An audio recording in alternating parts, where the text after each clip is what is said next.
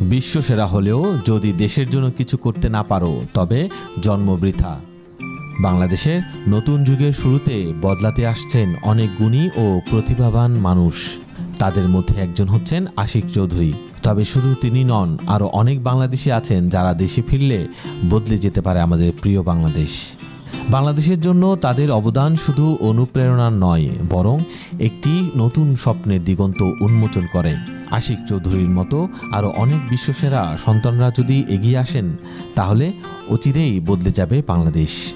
মনে আছে সেই অমর উক্তি, যাও বিদেশে দক্ষতা অর্জন করো বিশ্বের সর্বোচ্চ পর্যায়ে, কিন্তু ফিরে এসো বিজয়ের বেশে। আজকের প্রতিবেদনে আমরা জানাবো কারা সেই বিশ্বজয়ী বাংলাদেশি।